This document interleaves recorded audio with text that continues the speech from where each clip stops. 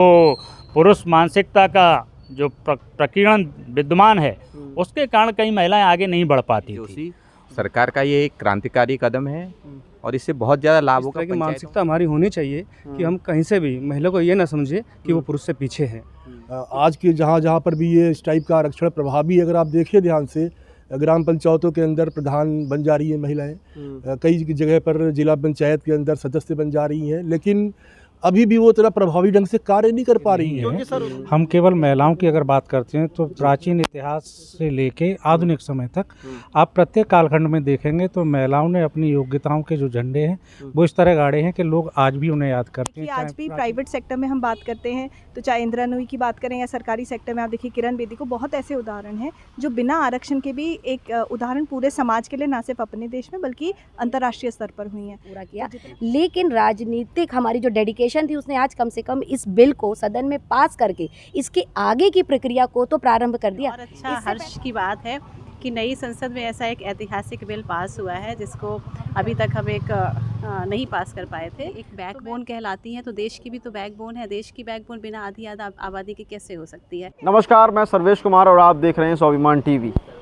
हम इस वक्त मौजूद हैं बरेली कॉलेज में और महिला आरक्षण बिल सकुशल पास हो गया है। लोकसभा में भी पास हो गया है, राज्यसभा में भी पास हो गया है, लेकिन लागू अभी नहीं हुआ है, वो कहीं जाके होगा 2029 में। तो आइए, हमारे साथ यहाँ काफ़ी सारे शिक्षक हैं और इनसे हम जानेंगे कि जो महिला आरक्षण बिल है क्यों आखिर इतना इम्पोर्टेंट है। वर्षों से समाज में इस प्रकार की चर्चा रही है कि महिलाओं को भी अस्तित्व आगे बढ़ना चाहिए और क्योंकि कहीं ना कहीं राजनीति में भागीदारी महिलाओं की पहले भी रही है, परंतु कुछ राजनेताओं के प्रभाव के कारण या समाज में जो पुरुष मानसिकता का जो प्रकीर्णन विद्यमान है उसके कारण कई महिलाएं आगे नहीं बढ़ पाती थी। वो शायद 14 या 15% थी, अब ये 33% चूँकि अनिवार्य हो जाएगा तो इससे बहुत सारी महिलाओं को मौका मिलेगा देश का प्रतिनिधित्व करने का। 14 तो थी ना, अब 33 + 14 जोड़ लो, ऐसा नहीं है, जितना है बहुत ज़्यादा है, बहुत ज़्यादा है। और मैं मानता हूँ कि 33% आरक्षण के बजाय आधी आबादी को उसका पूरा हक मिलना चाहिए। और सबसे पहली बात यह है कि इस तरह की मानसिकता हमारी होनी चाहिए कि हम कहीं से भी महिला को ये ना समझे कि वो पुरुष से पीछे है, क्योंकि जितना इस सोसाइटी को चलाने में पुरुष का योगदान है उतना ही महिलाओं का योगदान है। और महिलाओं ने अनेक पदों पर रहकर अपने आप को साबित किया है। हमारे देश में भी जो भूतपूर्व प्रधानमंत्री माननीय इंदिरा गांधी जी रही, आयरन लेडी जिनको कहा जाता है, उन्होंने दिखाया है कि किस तरह से एक महिला प्रशासन को, शासन को चला सकती है। मैं सरकार को बधाई देता हूं और साथ ही विपक्षी दलों को बधाई देता हूं कि उन सब ने ध्वनि मत से इस प्रस्ताव को पारित कराने में अपना योगदान दिया। और आगे हमारी जो महिलाएं हैं, मातृशक्ति जो है, वो बढ़ चढ़कर राजनीति में हिस्सा लेगी। और जब तक महिलाएँ संसद में नहीं होगी तो तब तक उनके बारे में क्या अच्छा है क्या बुरा है ये कौन बताएगा। से महिलाएं इतनी सक्षम हैं कि उन्हें आरक्षण की आवश्यकता ही नहीं है। और ईश्वर ने चाहा तो 2029 जब तक कह रहे हैं इसका क्रियान्वयन होगा, तब तक शायद हम लोग इतने सक्षम बना पाएंगे अपने समाज की महिलाओं को कि वो 50% या उससे अधिक, क्योंकि सरकार ये तो नहीं कह रही 33 तक सीमित रखे, उससे अधिक भी हो सकती हैं। तो हर क्षेत्र में, बल्कि ना सिर्फ इसमें, आप देखिए आज भी प्राइवेट सेक्टर में हम बात करते हैं तो चाहे इंदिरा नूई की बात करें या सरकारी सेक्टर में आप देखिए किरण बेदी को, बहुत ऐसे उदाहरण हैं जो बिना आरक्षण के भी एक उदाहरण पूरे समाज के लिए ना सिर्फ अपने देश में बल्कि अंतर्राष्ट्रीय स्तर पर हुई हैं। तो जितना समाज में सरकार आज की डेट पे महिलाओं के लिए बहुत सारे ऐसे और कानून ला रही है जिनके आधार पे सक्षम हो पा रही हैं, तो वो इतनी अपने आप पैरों पे खड़ी हो पाएंगी कि शायद 50% की बात हो तब आप कहेंगे कि महिला की जगह पुरुष आरक्षण बिल लाना पड़े। मतलब पुरुष आरक्षण बिल लाना। देखिए, मैम ने बिल्कुल नई बात कही है कि पुरुष आरक्षण बिल भी जो है लाना पड़ जाएगा, महिलाएं इतनी सक्षम हो जाएंगी। जब नया भवन पाया और उसमें एक ऐसा ऐतिहासिक बिल पास हुआ जिसको पूर्ण बहुमत ही कहूँगी मैं, के साथ वो राज्यसभा और लोकसभा दोनों सदनों से पास हुआ है, तो ये हमारे लिए निश्चित ही एक खुशी का दिन भी था और एक खुशी का ऐतिहासिक पल भी था। तभी एक मत से किसी भी चीज़ का समर्थन करेंगे तो निश्चित तौर पर उसमें कुछ खामियां हमें बहुत जल्दी मिलेंगी। तो आपसी जो पक्ष विपक्ष, समर्थन और विरोध रहता है वो किसी भी चीज़ को रिफाइन करने के लिए, उसकी बेहतरी के लिए ही होता है। अब रही बात कि ये एक बहुत लंबे समय से चला आ रहा था, तो ये समय समय पर राजनीतिक निहितार्थ रहे कि एक इतना लंबा समय इसने पूरा किया, लेकिन राजनीतिक हमारी जो डेडिकेशन थी उसने आज कम से कम इस बिल को सदन में पास करके इसके आगे की प्रक्रिया को तो प्रारंभ कर दिया। तो उस दिन का ही हम 2 वर्ष गिनने की वो घड़ी ही नहीं ला पाए थे ना। हमें अपनी स्वतंत्रता प्राप्त करने में, स्वतंत्र समर में भी लगभग 70 साल ही लगे थे। हम प्रतिनिधित्व करने के लिए चुन रहे हैं वो एक योग्य उम्मीदवार या योग्य प्रतिनिधि हो सकता है जिस समय हम प्रधानपति की बात कर रहे हैं तो उस बार कोई भी महिला इतनी सक्षम नहीं लिखी हो उस जगह के लोगों को कि वो एक सक्षम महिला को चुन सके। अगली बार हो सकता है उन्होंने जब रोटेशन में उस जगह पर एक सक्षम महिला को चुना होगा और ये जो व्यवधान आप लोग और हमारे मानसिक स्तर पर बैठ गया है कि महिलाएं कुछ कर नहीं पाती, उनके पति कुछ करते हैं, वो ऑटोमेटिकली हट जाएगा। क्योंकि चुनने की जिम्मेदारी तो उस 100% जनता पूरी की है जो वोटर्स हैं। उस 33% में हमें वास्तविक यदि अपने प्रतिनिधित्व चाहिए, सक्षम महिलाएं चाहिए, तो 100% भागीदारी हम सभी वोटर्स को निभानी है कि हम अपने लिए सक्षम प्रतिनिधि चुनें। कि जब हम महिलाओं की सहभागिता की बात करते हैं बहुत सारे क्षेत्रों में, तो हम बहुत सारे क्षेत्रों में एक दमदार भागीदारी हमने की है, चाहे वो आर्थिक क्षेत्र हो, चाहे सामाजिक क्षेत्र हो, और बहुत बड़े बड़े पदों पर महिलाओं ने अपनी एक हस्ताक्षर किए हैं। लेकिन राजनीतिक स्तर पर जब बात होती है राजनीतिक सहभागिता की, तो हम देखते हैं कि उनका परसेंटेज बहुत कम रहा है। और ख़ास करके पंचायत की बात जब ग्रास रूट लेवल पर भी जब उन्हें आरक्षण दिया गया तब तो एक अच्छी सहभागिता दिखी है। लेकिन ऊपर के लेवल पर संसद चूँकि सर्वोच्च संस्था है, एक राजनीतिक संस्था, एक संवैधानिक संस्था मानते हैं हम उसे, तो वहाँ पर कहीं ना कहीं महिलाओं का एक परसेंटेज उतना नहीं था। बहुत सारे 33% जो आरक्षण मिल रहा है उसमें सहभागिता बढ़ेगी, यकीनन बढ़ेगी। उसका रीज़न है, देखिए राजनीतिक क्षेत्र ना अभी भी ये माना जाता था कि मतलब राजनीति का नाम लेते ही ना एक नकारात्मक वो उभरती है, और ये मानते थे कि नहीं महिलाओं के लिए वैसे भी नहीं है, एक बहुत मतलब एक राजनीतिक जो है उसमें बहुत सारे दांव पेच होते हैं, या महिलाओं के लिए जो उनकी संवेदनशीलता है उससे कम होगी। बहुत सारे ऐसे एस्पेक्ट्स होते हैं जो हिडन होते हैं, राजनीतिक दलों की अपनी राजनीति अलग चलती रहती है, तो उन सब चीज़ों को महिलाओं के लिए माना जाता था कि उनका टेम्परामेंट ऐसा नहीं होता है, या पारिवारिक जो एक उनकी वो है कहीं ना कहीं लोग उनको सपोर्ट नहीं करते। तो ये इस तरह की बहुत सारी चीज़ होती, मतलब राजनीति का नाम आते ही लोग एक कुटिलता भरी उससे देखते थे। ठीक है, फिर भी एक बहुत क्रांतिकारी और एक प्रशंसनीय प्रयास है। कई इससे पहले भी जो पूर्ववर्ती सरकारें थी उन्होंने भी इस टाइप की कोशिश की थी, लेकिन उस समय शायद इस प्रयासों का विरोध हुआ जिस वजह से पास नहीं हो पाया था। तो सबसे पहले मोदी सरकार को बहुत सारी बधाइयाँ कि एक महत्वपूर्ण बिल जो लोकसभा और राज्यसभा दोनों सदनों से जो है पास हो गया है।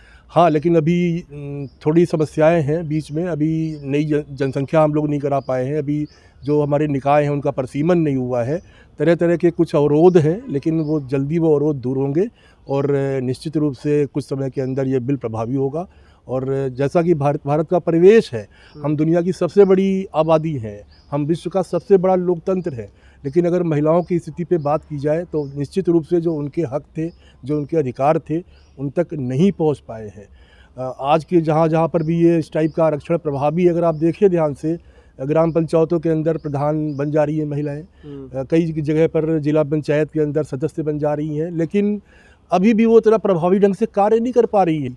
जैसी ये पद बन गए हैं, लोगों की गाड़ियों पे लिखा हुआ है, मतलब महिला प्रधान घर की है, लेकिन उसके सारे जो प्रशासनिक कार्य है या जो भी जहाँ पर जाकर उनका पति देख रहा है। तो इस टाइप का आरक्षण मिलने का फ़ायदा क्या हुआ? अल्टीमेटली महिला के नाम पर एक सीट पक्की हो गई, लेकिन कार्य सारे पुरुष कर रहे हैं। तो निश्चित रूप से शायद जो हमारा ये लोकसभा में बिल पास हो रहा है, इससे जो महिलाएँ और शक्तिशाली होंगी और निश्चित रूप से इंडिपेंडेंट होकर के जो काम करने की एक प्रवृत्ति है शायद वो बढ़े। बहुत हमारे देश के अंदर बड़ी इंदिरा गांधी का नाम अभी लिया गया, निश्चित रूप से विश्व के अंदर एक बड़ी शक्ति बन के दिखाई उन्होंने, पूरी जो दुनिया की जो व्यवस्था थी, राजनीतिक व्यवस्था, उसको प्रभावित किया। तो महिलाओं के अंदर योग्यता है और शिक्षा है, शिक्षा का स्तर बढ़ा है, तो अगर इस टाइप के मौके उनको मिलेंगे तो निश्चित रूप से उसके सार्थक और क्रांतिकारी कदम होंगे और देश के अंदर महिलाओं का भविष्य। सीटों की गिनती की बात है, वो 2026 तक उतनी ही रहनी है जितनी है अभी लोकसभा और राज्यसभा में। 2026 के बाद में उनकी संख्या बढ़नी है। अब 2026 से पहले क्या होना है? जनगणना के बाद परिसीमन, यानी सीटों की संख्या 800 के ऊपर चली जाएगी। उसके बाद कहीं जाके ये निकल के आएगा कि 33% सीटें कितनी हुई महिलाओं के लिए, तो जो आंकड़ा है तभी आएगा। तो यहाँ एक प्रयास तो कर दिया है सरकार ने, पिछले 27 साल से चल रहा था ये। एच.डी. देवेगौड़ा के टाइम पर आया था फर्स्ट टाइम, 2-3 बार जो है अटल बिहारी वाजपेयी के टाइम पे आया था, एक बार मनमोहन सिंह जी के टाइम पे आया। उसके बाद ये जो मोदी गवर्नमेंट है ये जो लेकर आई है, ये एटलीस्ट पास हुआ, कम से कम 33% से तो पास हुआ। 50% की अभी बात नहीं करते हैं, इतना पास हो गया। आगे आवश्यकता होगी तो 50% भी चला जाएगा, लेकिन इतना कम से कम हुआ। ये बहुत बड़ी उपलब्धि है सरकार की, मेरा मानना है, और पूरे देश की के लिए बहुत बड़ी उपलब्धि है महिलाओं का सशक्तिकरण। सशक्त होती हैं। मैं इस बात से बिल्कुल सहमत नहीं हूँ कि महिलाएं कमज़ोर होती हैं, है ना। देखिए, शारीरिक बल अलग चीज़ होती है, ईश्वर ने ही ऐसा हमें नेचुरल रूप से हम ऐसे हैं कि हर एक जो एक संरचना है वो ऐसी है। लेकिन जब कमज़ोरी या सशक्त होने की बात आती है तो सारे वो होते हैं। संसद में हमें कोई लड़ाई थोड़ी लड़नी है कि एक पहलवानी करनी है ना। आजकल वैसे भी मशीनों का, टेक्नोलॉजी का युग है, तो पुरुष भी इतने सशक्त नहीं रहे। तो महिलाओं में खैर और मानसिक रूप से तो बहुत सशक्त होती हैं, ये तो हम सभी जानते हैं। जब घर की एक बैकबोन कहलाती हैं तो देश की भी तो बैकबोन है। देश की बैकबोन बिना आधी आबादी के कैसे हो सकती है। परिवार की रीढ़ की हड्डी तो महिला ही होती है, तो परिवार को तो चलाती है। तो ये हम नहीं कह सकते कि पुरुष प्रधान है। हाँ, वो एक अलग वो है, अभी भी कहीं कहीं ऐसी चीज़ें हैं, पर महिलाओं ने अपनी भागीदारी निश्चित की है। और यकीनन 33% आरक्षण से एक वो टैबू था कि नहीं राजनीति में नहीं जाना चाहिए या उसको करियर की तरह नहीं लेना चाहिए, क्योंकि मुझे लगता है कि ये भी एक करियर है भाई, जिसे उसमें जाना है। और राष्ट्र निर्माण में यदि हमने संसदात्मक शासन प्रणाली को अपनाया है तो राजनीतिक दलों में या राजनीति में भागीदारी होना करना ही है, स्वाभाविक है। मुझे एक स्टेटमेंट याद आ रहा है, लक्ष्मी मेनन ने बहुत पहले कहा था कि यदि महिलाओं को अपनी राजनीति में सुनिश्चित भागीदारी करनी है, क्योंकि इतने जो स्वतंत्रता समर हुआ, स्वाधीनता आंदोलन में भी कितनी महिलाओं ने बिना किसी उसके अपनी भूमिका निभाई, तो अतिरिक्त योग्यताएं उन्हें लानी पड़ेगी। तो अपने आप हमें यदि आरक्षण नहीं भी दिया जाता, उसके बाद भी इतनी महिलाएं तो हैं। और सिर्फ ये सामाजिक जो बंधन है, इनके कारण हो सकता है बहुत सारी महिलाएं नहीं आई। हाँ, सामाजिक बंधन में एक जो है एक बहुत कहा जाता है कि रुकावट पैदा करता है महिलाओं के सशक्तिकरण में। भागीदारी भी की है, तो आरक्षण से निश्चित रूप से एक जो ये एक कहीं ना कहीं बंधन है, ये लोगों के एक जो माइंड सेट है वो भी चेंज होगा। बहुत सारे लोग पंचायत में जैसे शुरू में एक आशंका जता रहे थे कि नहीं अब वो तो प्रधान पति हैं, उनके पति करेंगे। तो आप देखिए, मैं एक बहुत अच्छा कॉन्सेप्ट आपको बताती हूँ। लोगों ने प्रधान सखी, मतलब जिसको यदि उसका ज्ञान नहीं है उन बारीकियों का, राजनीतिक या उनसे परिचित नहीं है वो महिलाएं, तो एक प्रधान सखी का कॉन्सेप्ट था कि एक ऐसा उन्होंने हायर किया जो उनसे वो समझ सके। और अब बहुत अच्छे रिजल्ट्स आ रहे हैं। बहुत सारी पंचायतों ने, जहाँ महिला पंचायत हैं, बहुत अच्छे काम किए हैं। तो हो सकता है वक्त लगे, थोड़ा सा वो है, लेकिन महिलाओं की संवेदनशीलता जब सब सर्वोच्च राजनीतिक संस्था में दिखेगी तो यकीनन राष्ट्र के लिए अच्छा होगा। और आमीन, मैं उम्मीद करती हूँ कि अच्छा हो, ये हम सब के लिए अच्छी बात है। देखिए, बहुत अच्छी राय रखी। यहाँ पर हम इस वक्त बरेली कॉलेज में हैं और यहाँ के शिक्षकों ने जैसे महिला आरक्षण बिल को दर्शाया है, बताया है, बेहद ये जो बिल है उसको ऐतिहासिक बिल बताया है नए संसद का।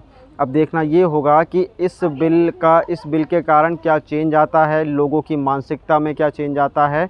और ये जो बिल है, आज के टाइम में ये देखा जाता है कि जो प्रधानपति हैं वो अपना गाँव चला रहे हैं, जबकि प्रधान महिला है, और जो सभासद पति हैं वो अपने मोहल्ले चला रहे हैं, जबकि उनकी पत्नियां सभासद हैं। तो ये कहीं ना कहीं सामाजिक तौर पर जो है कमज़ोर कर देने वाली बात जो है सामने आती है। और 33% के इस बिल में कहीं ना कहीं महिलाओं को सशक्तिकरण को बढ़ावा मिलने वाला है। बरेली से मैं सर्वेश कुमार, स्वाभिमान टीवी के लिए।